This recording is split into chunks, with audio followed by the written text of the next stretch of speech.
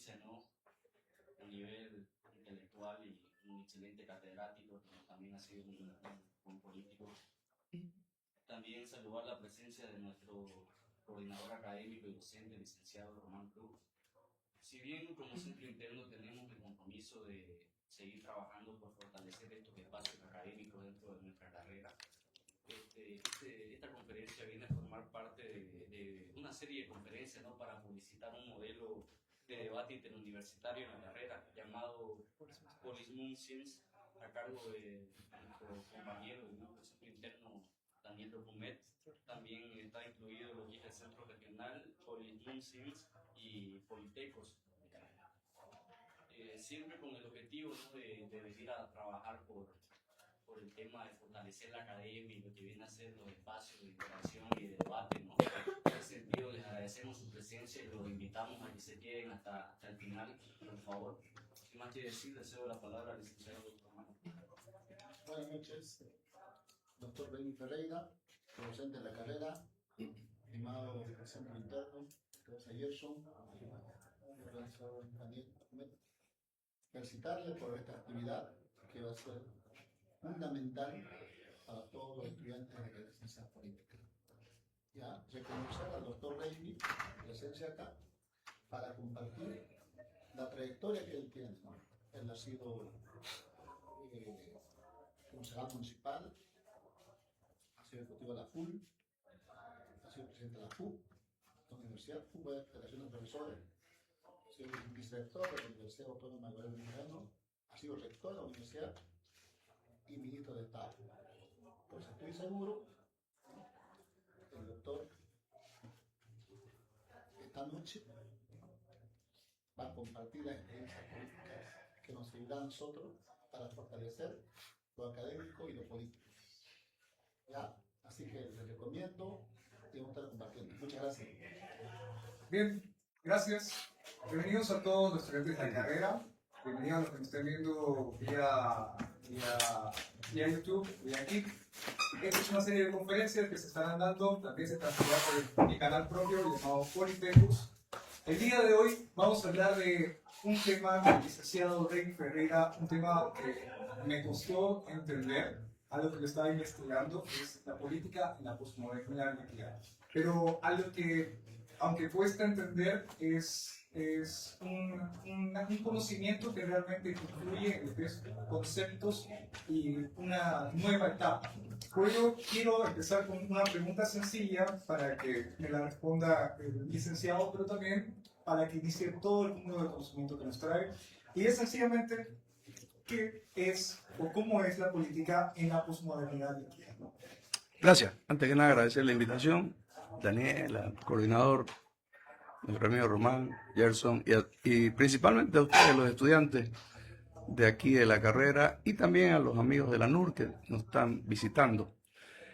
Quiero comentarles que el tema del título, cuando me lo preguntó Daniel, ¿qué le ponemos? Me dice, ¿qué podíamos poner? Y la verdad que hay tantos temas que se repiten, pero hay un tema y una temática y un nombre que cada vez está probándose en la realidad, y es la modernidad líquida. ¿Qué es la modernidad líquida? Es una tesis que plantea Zygmunt Bauman, un filósofo y sociólogo polaco, ya muerto lamentablemente, murió en el 2017 creo. Tiene varias obras.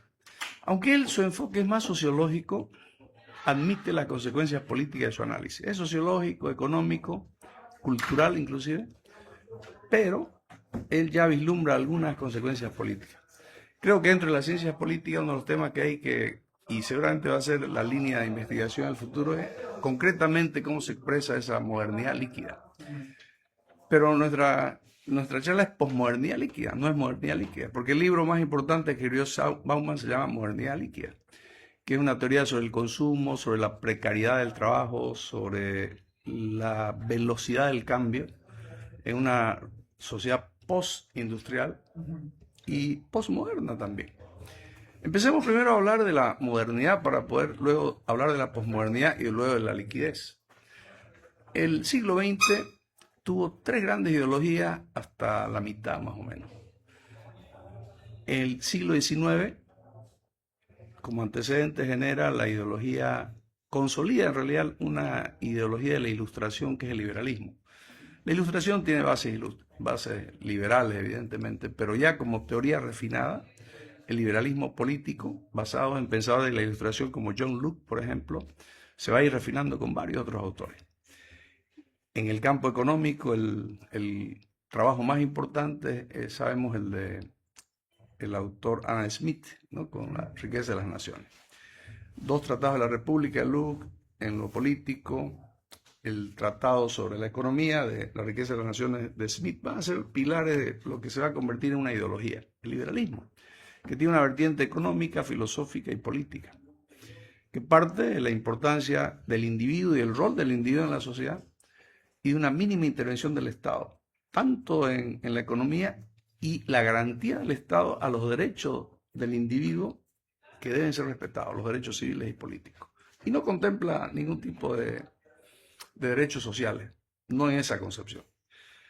El liberalismo, que fue exitoso y no tuvo oposición ideológica, va a ser refutado luego, sabemos, cuestionado por Marx y Engels, que a partir de la segunda mitad del siglo XIX van a generar la otra gran ideología que va a expresarse con fuerza en el siglo XX.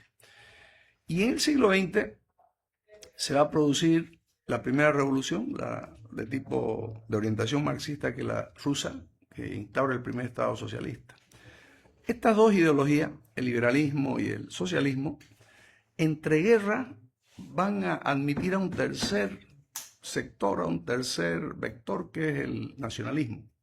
Un nacionalismo que se basa en las ideas, en realidad es pobre ideológicamente, pero tiene algunas ideas de Schopenhauer, algo de Nietzsche incluso, de Hegel. No, es realmente una posición que va desde los nacionalismos, al racismo, al chauvinismo. Sí, el racismo. Hitler, el nacionalismo de Hitler es racista. El nacionalismo de Franco, más que racista, es chauvinista. Y el nacionalismo de Mussolini es nacionalista, al igual que el de Portugal, de Salazar o Oliveira. Pero no tienen grandes pensadores.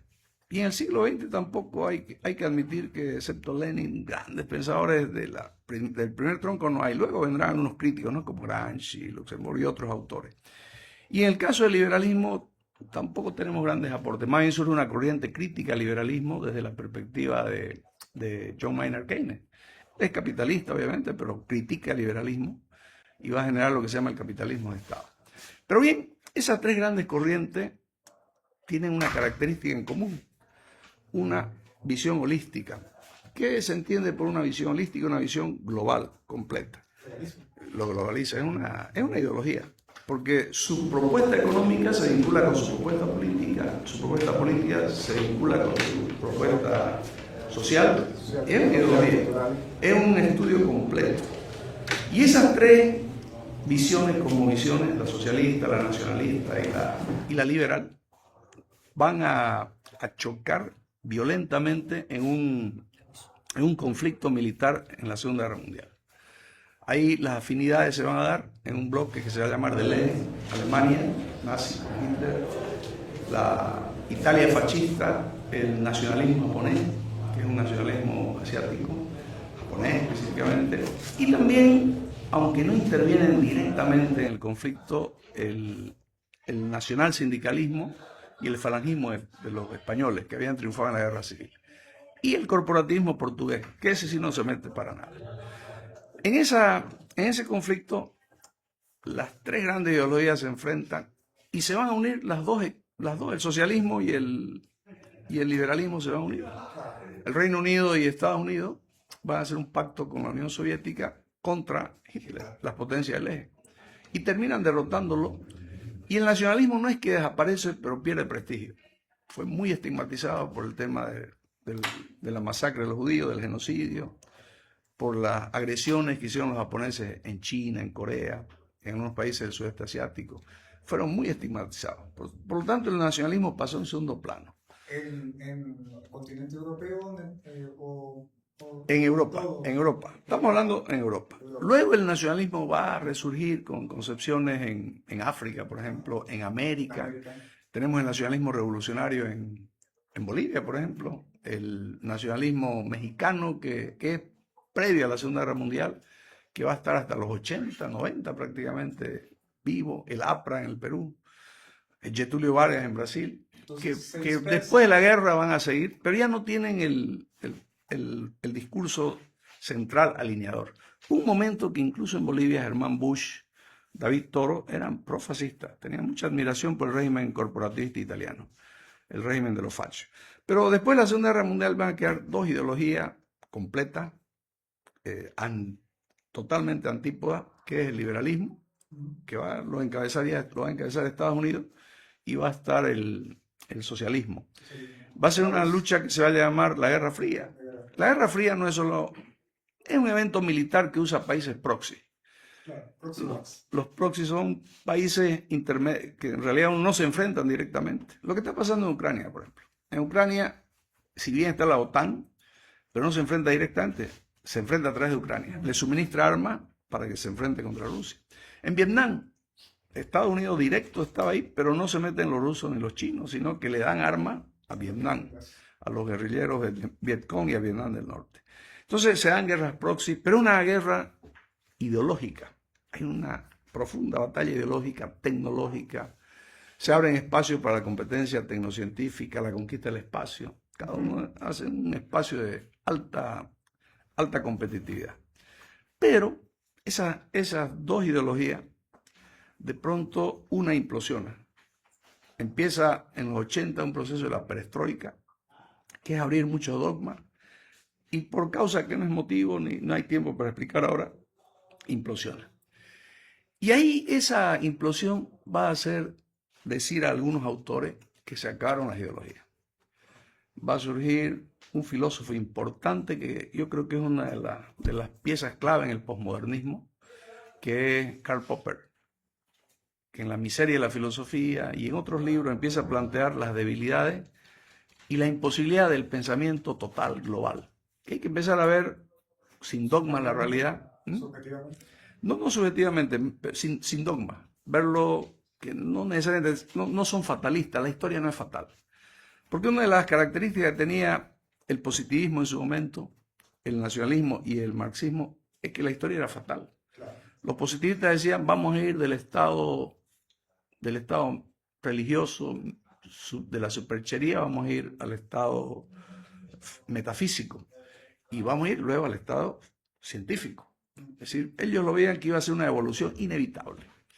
Marx decía lo mismo, vamos a ir del esclavismo al feudalismo, del feudalismo al socialismo, del socialismo al comunismo, del socialismo al comunismo. Él lo veía como que era así. Popper dice, no, la historia se construye, no es así, no es cierto.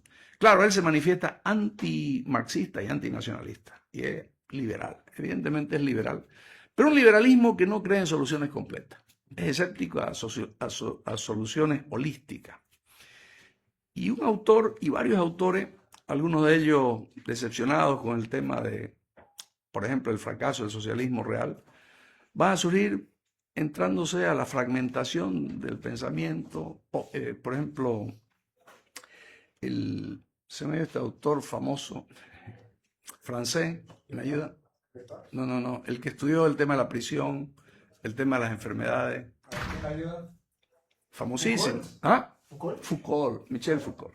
Michel Foucault tiene un libro que se llama Arqueología del Saber, donde desmitifica los dogmas, desmitifica las visiones holísticas, estudia la práctica, la autoridad, recupera el tema de Freud, porque Freud dice, el Estado-nación ha domesticado los instintos, ¿no? Y es por la coerción.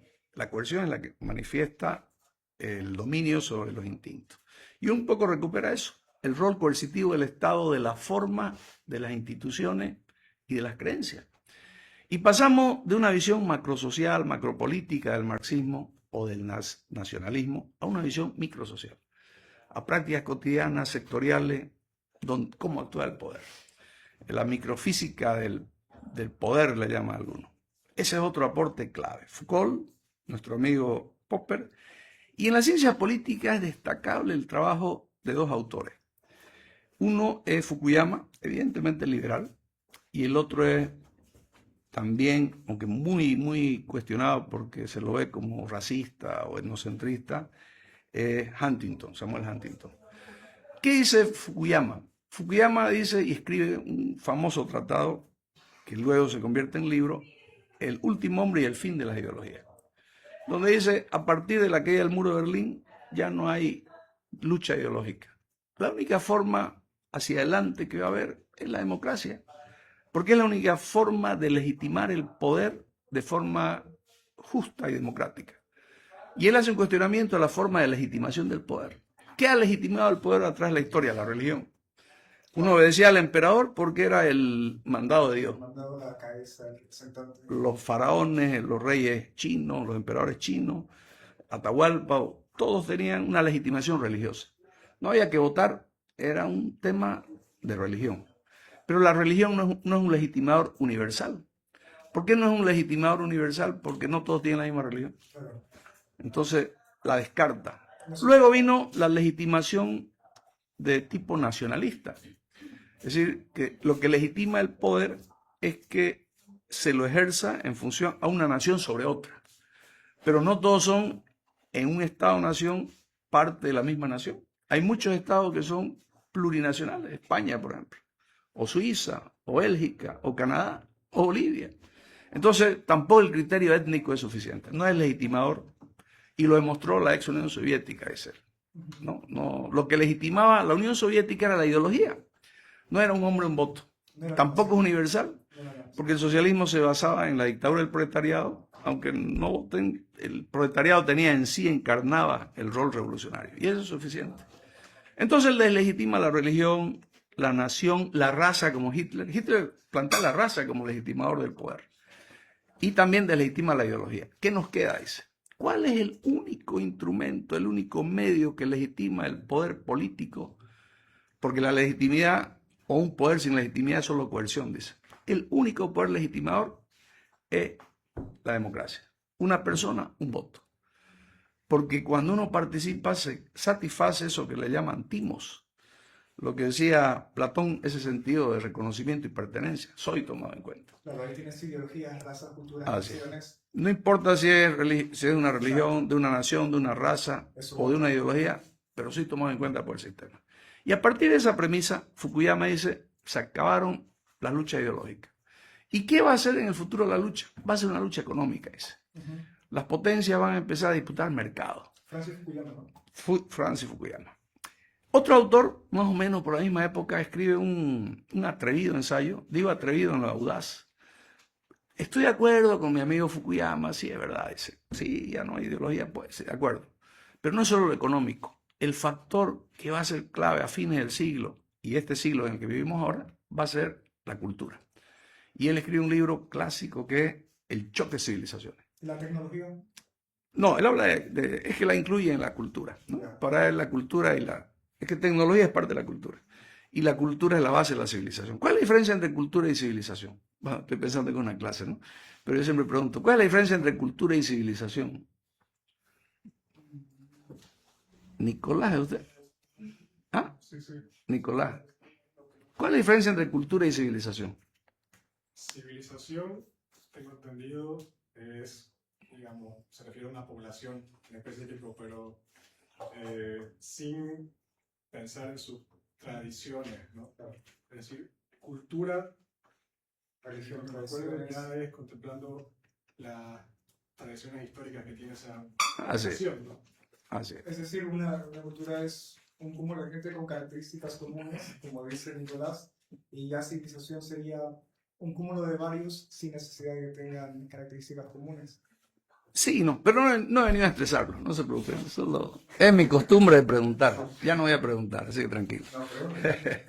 Más bien usted pregúntenme o pregúntenme ustedes, porque eso hemos quedado, que ustedes nos pueden interrumpir cuando quieran.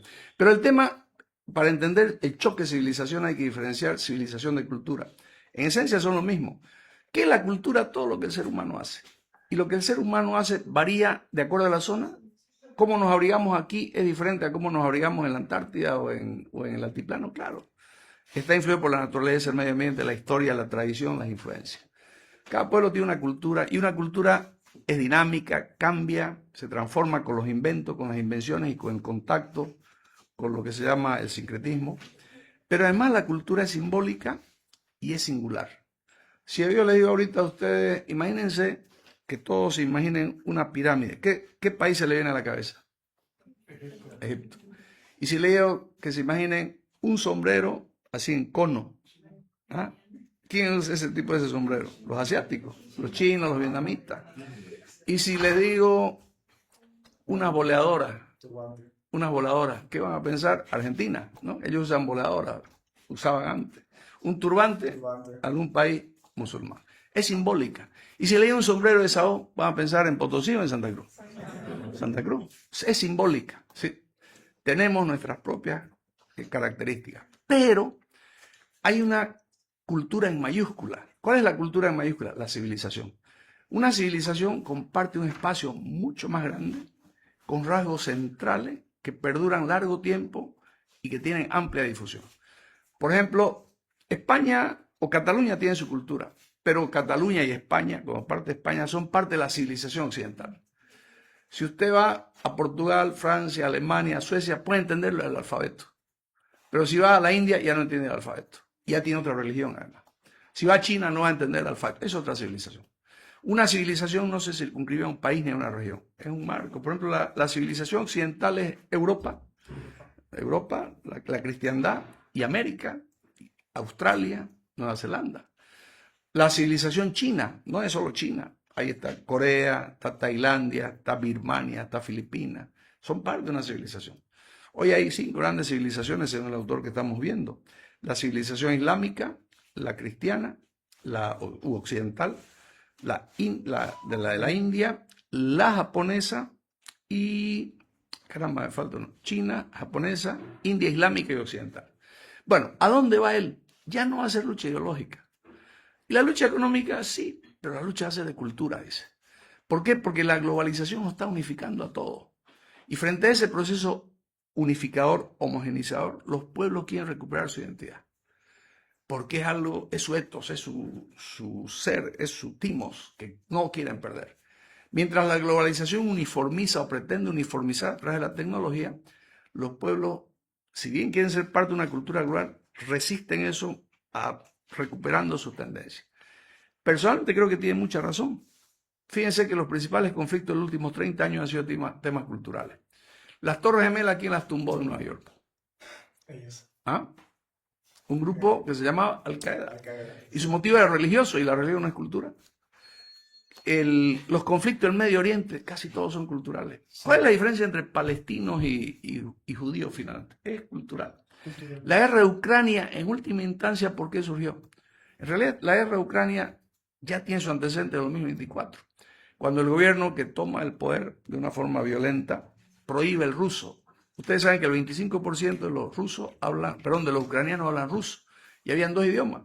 Prohíben el ruso, prohíben las publicaciones, la radio y la televisión en ruso. Y ocurre que el 90 y tanto, casi 100% en una parte de la parte oriental de Ucrania hablan ruso, son rusos nacionalmente. Ese es el problema.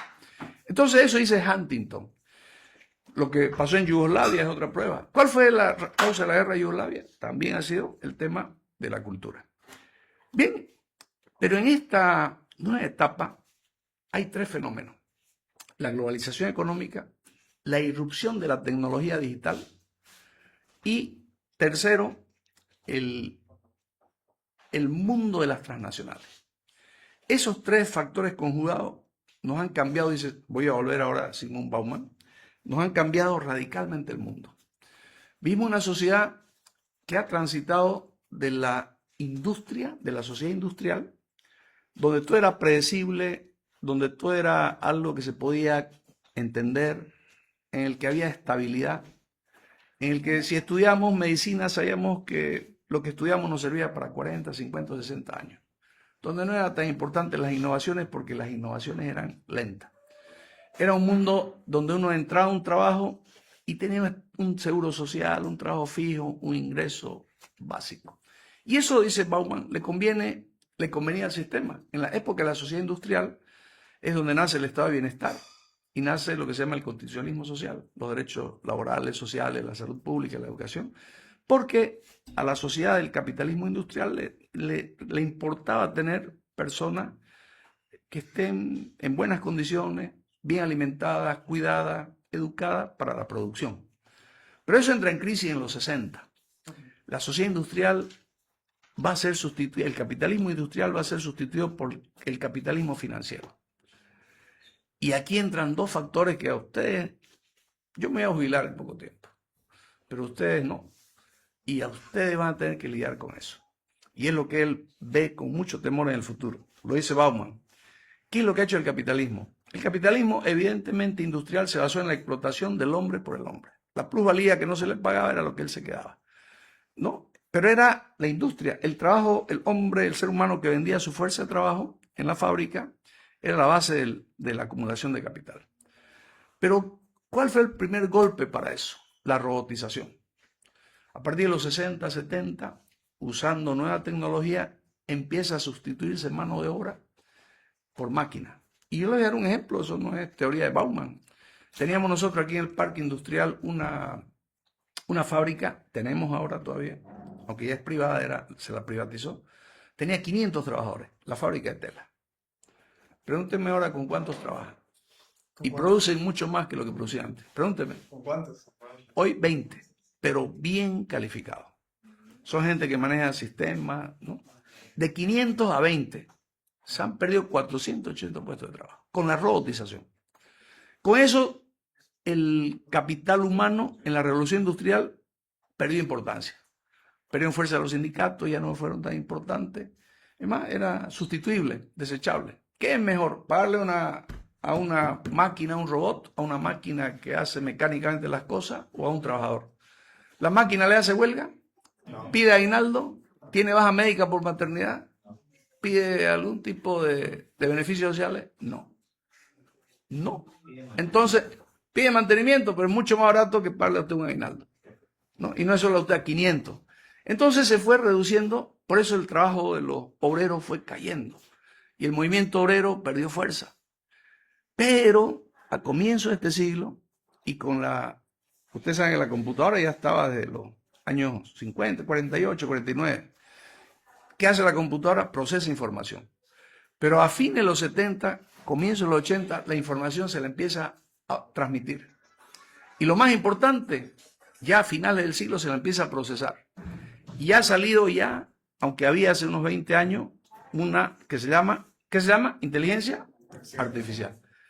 El trabajo manual ha sido sustituido. Pregúntenme, la IA, ¿a quién va a sustituir? ¿Al trabajo manual o a lo intelectual? ¿Quiénes se forman en las universidades? ¿Trabajadores manuales o intelectuales? La IA va a sustituir muchas profesiones. Ese es el panorama que lo ve. El cambio tecnológico de la sociedad industrial a la sociedad de la inteligencia artificial, de la tecnología, primero ha reducido los espacios.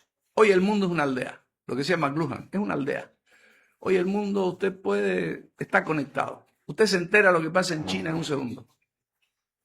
Usted puede hacer comercio sin moverse de su oficina. Con su celular usted puede transferirme $1 millón. Ya pues. No. Usted puede transferir $1 millón, ¿sí o no? Sí. Se ha reducido el mundo y se ha reducido el tiempo. Pero además hay otra cosa, y es el segundo elemento que a él le preocupa, la velocidad del cambio. El primer celular, yo tengo el privilegio, estoy seguro que aquí nadie es más viejo que mí. Yo soy el más viejo de todos ustedes de lejos. Yo vi el primer celular que hubo en Santa Cruz. Era un pedazo de ladrillo, así más o menos, ¿no? Costaba un montón de plata y solo era una antena que recibía y llamaba y cobraba por recibir y por llamar. Así el aparato. Era rústico. Este celular es de 2001, mira el viejo que es. El 2001, ahorita el 2026, debe tener unas 100 aplicaciones más.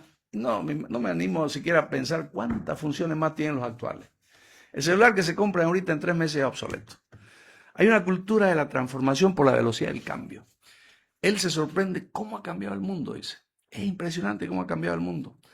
Ustedes que estudian historia, pues todos son del área social, ciencias políticas, relaciones internacionales, no sé, también de derecho, han visto que Carlos de Derecho, ¿no? Carlos de Derecho. Pero han visto historia o están viendo historia. De los griegos a los romanos pasaron 1000 años. ¿Qué cambió? ¿Qué cambió? No mucho. Nada en realidad.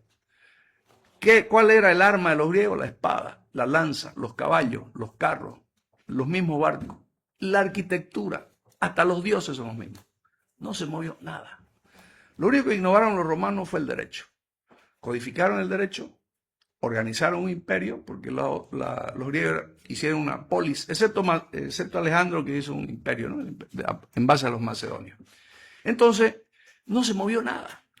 Y del fin del imperio occidental, 476 después de Cristo, hasta final de la Edad Media, lo único que cambió fueron unas armas de fuego, arcabuces, pero casi había lo mismo, no había nada más.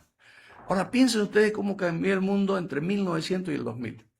En 1900, ¿en qué volaba el ser humano? En globos aerostáticos. No había aviones. El año 2000 ya había una sonda en Marte. Eso fue por la guerra tecnológica. Pero en 100 años hemos cambiado más que en 5000 años de historia. A eso quería llegar. En 100 años hemos cambiado más que en 5000 años de historia. ¿Y qué dice Bauman? Del año 1990 al año 2010, en esos 20 años hemos cambiado más que en los 100 años. Y esos cambios van a ser cada vez más violentos. ¿Por qué? Por la tecnología.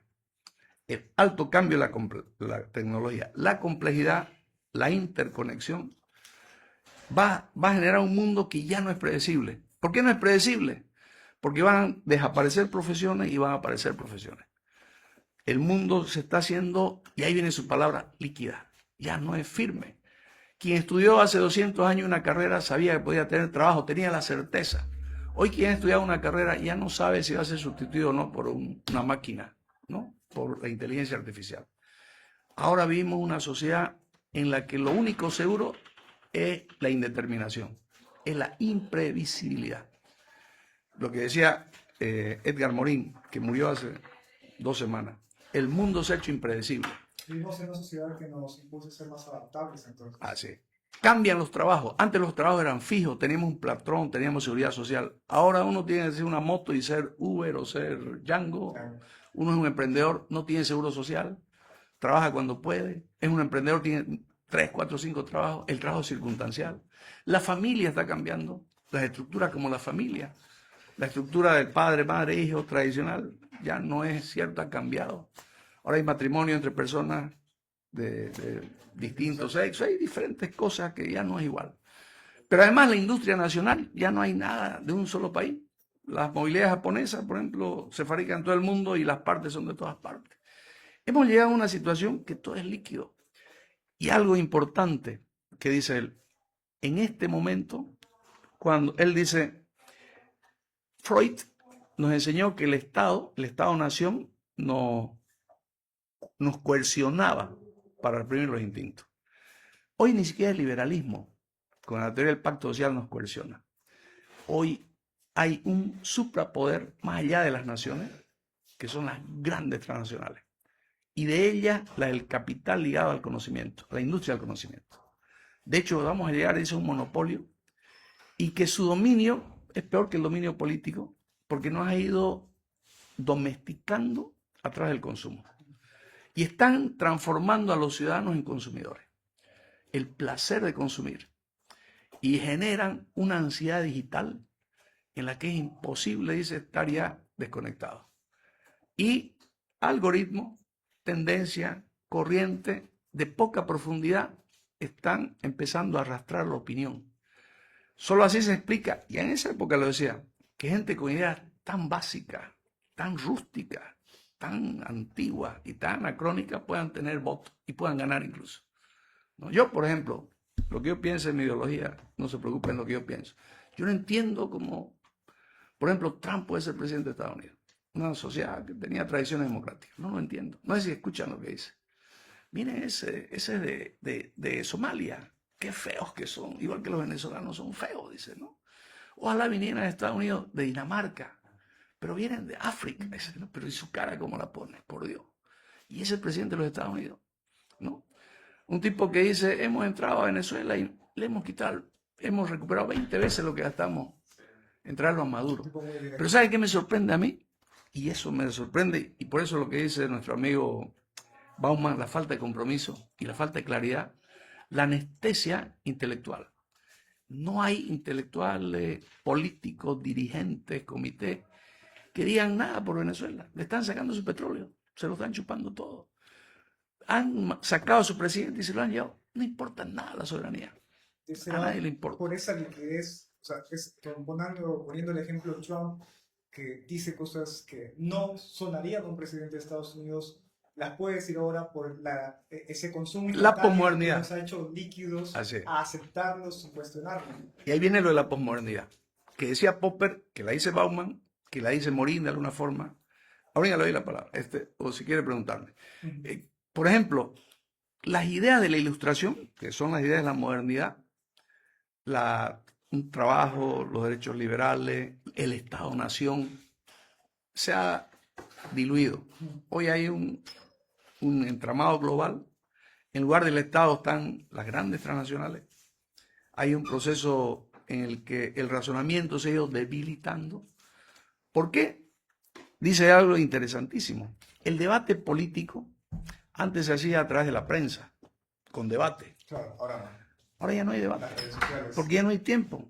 La televisión, la radio y la prensa tenían el beneficio de que uno podía mirar, discutir, razonar. Aquí no hay tiempo, porque termina ¿cómo se llama? Yo no sé. TikTok, un show, No, pero en TikTok, ¿pero qué se llama ese producto? Reel. Un reel, termina y ya está enganchado al otro. No le da tiempo a razonar. Pero además no entra usted a la categoría racional, se queda en la categoría emocional. Lo cree. Así es. Directamente. Y ese es el gran problema, que nos movemos por emociones. Un meme tiene más influencia que un buen ensayo, que un buen argumento. Un meme ejerce mucho más efecto que un libro. Un meme. Y el meme es lo más superficial que hay. Apela a nuestro cerebro talámico y límbico, donde están los instintos y donde están las emociones. Por eso es fácil, y él dice, explicar los discursos de odio, ¿no? El discurso del miedo. Fíjense lo que está pasando en Europa, el miedo a los migrantes, ¿no? Lo que ha hecho Katz, ¿no? El miedo a los bolivianos, a los peruanos. En España, Vox, ¿no? El miedo a los latinos, a los sudacas, a los marroquíes, ¿no? Trump, el miedo. ¿Ha visto las cacerías de latinos en América? Claro. Pero hay gente, bueno, ya estaba muerto nuestro amigo Bauman, hay un post, Baggy se llama creo, no sé cómo se pronuncia, que dice, es increíble la insensibilidad moral e intelectual de mexicanos nacidos en Estados Unidos que ven hasta con complacencia que se lleven a su gente, que son mexicanos. Se cree en el discurso. Está bien que los norteamericanos de origen, los blancos, no digan nada, pero lo que no puedo creer, dice, que hasta postean apoyando, ¿no? A que se lleven a su gente. Es impresionante. Bien, esa sociedad en permanente movimiento, manejada por tendencia, por algoritmo, va a generar, dice, un sometimiento que va a liberar, que va a matar el compromiso que caracterizó a cualquier sistema político de las ideologías tradicionales. Ya no hay ideología. ¿Y cuál es el problema? Dice Bauman, cuando no hay una ideología. La liberal, la fascista o la comunista, cualquiera sea, una ideología o teocrática, no importa, siempre tiene una ética. Pero el que no tiene ideología, no tiene una ética. Y miren ustedes, a mí me da pena, por ejemplo, Rodrigo Paz, y lo digo así, esto va a ser público, me parece un buen tipo, muy intencionado, pero tiene equipo, porque no tiene ideología, no sabe qué. Dijo una cosa en la campaña y ese es su problema, y tuvo un electorado que lo apoyó, que hizo todo lo contrario, ¿no?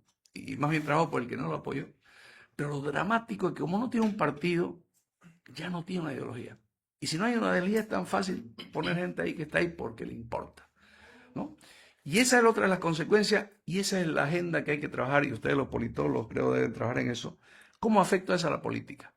La posmodernidad y esta sociedad líquida, así como la economía es líquida, los trabajos son líquidos, las relaciones familiares son líquidas, todo es líquido, es instantáneo, es el flash, es el momento.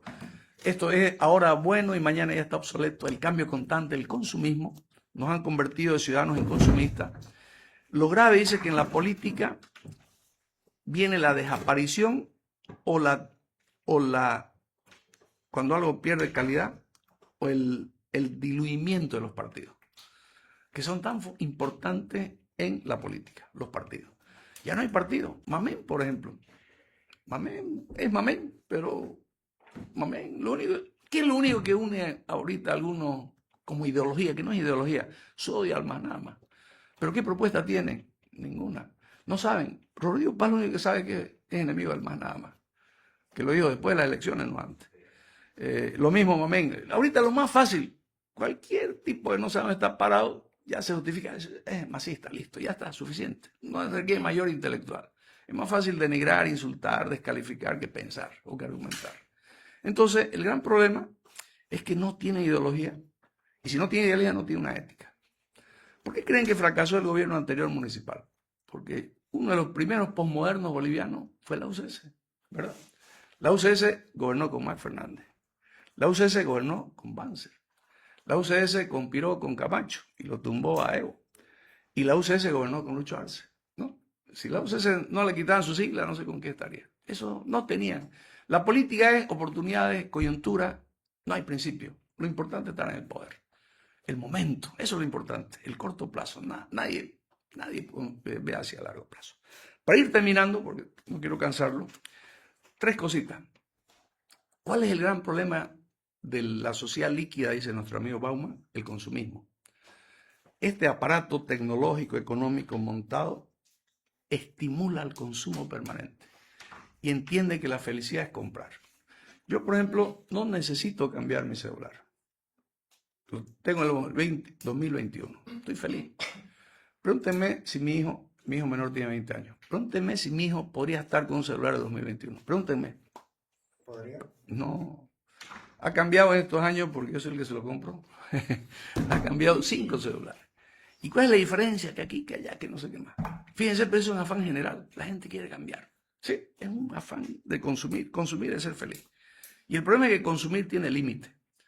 La naturaleza, el medio ambiente. El consumismo es el principal enemigo de lo que le pase a la sostenibilidad en el futuro. Y eso es un peligro, de verdad. Pero se está transformando, estamos transformando nuestra sociedad al consumir y querer recibir más. ¿No sería como un tratar de buscar más también algo interno que nos haga tratar de crearlo? Bueno, él dice, ahorita la economía está en función al que produce, no al que necesita. Ya. ¿Qué necesita usted más, leche o Coca-Cola? Y pregunte qué consume más la gente. Claro. Pregunte, hagan un estudio, y no se lo digo, estuve en el tribunal de una tesis, por eso se los digo. En los supermercados, pregunten qué se consume más, leche o Coca-Cola. Coca-Cola. Leche o cerveza. ¿Eso es lo que necesitamos o es lo que el productor necesita? ¿Saben ustedes que hay 4 venenos que están matando a la gente? Porque hemos pasado de enfermedades transmisibles a no transmisibles con causa de muerte. Diabetes, corazón y cáncer. Hay 4 venenos blancos que se comercializan sin restricción. El azúcar, la sal, el almidón y la harina blanca. Está en todos los alimentos procesados. Por eso hay tanta gente que muere de esas enfermedades. Yo era directorio del seguro, de 17 muertos, 9 eran de diabetes. Y ojo, uno de 45. Es impresionante. Estamos pensando en una sociedad para el consumo. ¿Qué hacer? Y con eso termino. En lo político creo que es fundamental rearticular, adaptarnos a esta nueva época. No vamos a detener la historia. Eso no se puede. Tenemos que montarnos en la inteligencia artificial, pero no esclavizarnos por la inteligencia artificial. ¿Cuál es la imagen más común? Les puedo apostar lo que ustedes quieran. Les puedo apostar. Y lo pago ahorita. Voy a sacar dólares. No, pues no me robe el show. Justo no traje. Aquí está, $. $100. ¿Quién quiere apostar conmigo? ¿Cuál es la imagen más común saliendo de aquí en la parada donde ustedes vayan? Yo apuesto que la imagen más común es esta. Deja para, está ahí. ¿Sí o no? Claro. ¿Sí o no? Y les puedo apostar también que en un promedio, pueden hacer estadística, una encuesta, en realidad es un trabajo que se hizo en la carrera de Educación y Humanidades, que las personas no pueden estar más de 10 minutos sin ver qué escribió o qué salió. Más de 5. Promedio.